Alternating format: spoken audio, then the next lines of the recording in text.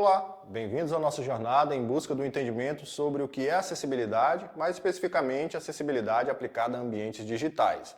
Antes de mais nada, deixa eu me apresentar. Eu sou Francisco Passos, professor e mestrando em Educação Profissional e Tecnológica, e hoje vou te acompanhar durante esse percurso.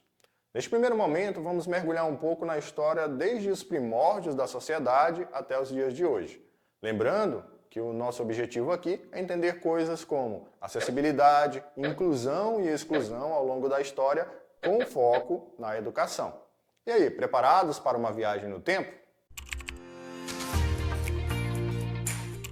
Se voltarmos no tempo, lá na época do homem primitivo, mais precisamente na era paleolítica e mesolítica, podemos observar que a sobrevivência da espécie estava ligada diretamente à sua capacidade física, já que a base da alimentação dessa galera era basicamente a caça.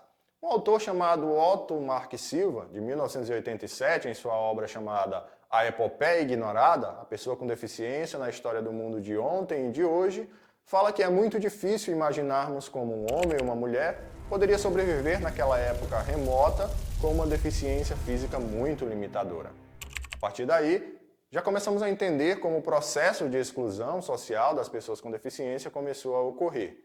Claro que o fator caça, mencionado aqui, não foi a única coisa que contribuiu para o desenvolvimento da cultura da exclusão das pessoas com deficiência na época. Já com o passar do tempo, no Egito Antigo, relatos históricos mostram que as pessoas com deficiência assumiam papéis de certa relevância na sociedade, como artesãos, agricultores, nobres, entre outros. Porém, já existia aqui uma forte crença de que as deficiências eram causadas por espíritos malignos ou pecados cometidos em vidas anteriores. Se pensarmos em outro contexto, como por exemplo da Grécia Antiga, a cultura da supervalorização do corpo excluía qualquer pessoa que estivesse fora do padrão estabelecido como imagem ideal. As pessoas com deficiência eram vistas como inferiores e estavam quase sempre às margens da sociedade. Era comum nessa época vermos casos que hoje parecem saídos de filme de ficção. Um desses casos se relaciona com a temática que estamos discutindo aqui, o trecho do livro da Lei das 12 Tábuas, que era um dos primeiros normativos bases para o direito romano. O trecho do texto mencionava que portadores de deficiência, como sujeitos de configuração anormal ou desprovidos de forma humana, e, portanto, não possuíam possibilidade de contrair direitos ou obrigações. Já lá na Idade Média, a deficiência era frequentemente vista como um castigo divino. Felizmente, isso levava a práticas terríveis, como infanticídio, isolamento social de pessoas com deficiência, entre outras. Mas vocês sabiam que isso começou a mudar completamente com o fortalecimento do cristianismo? Com o cristianismo, houve uma nova percepção de como as pessoas com deficiência começaram a ser vistas. Elas eram vistas como criaturas de Deus e merecedoras de cuidados.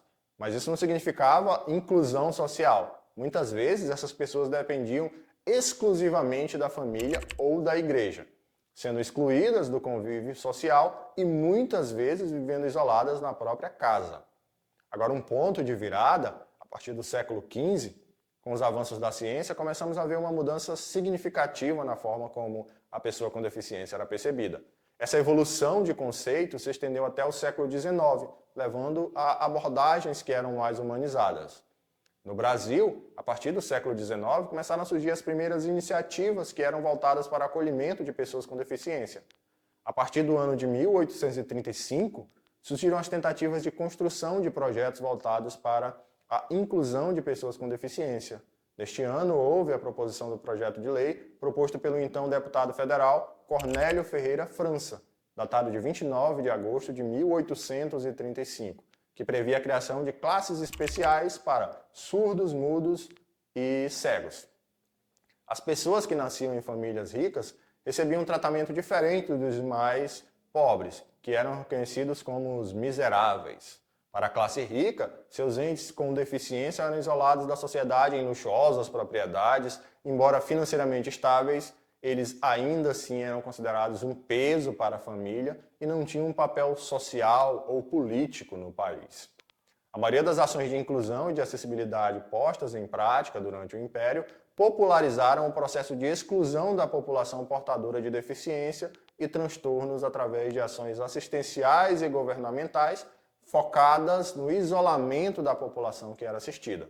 Um exemplo disso foram os asilos que funcionavam como locais para exclusão social.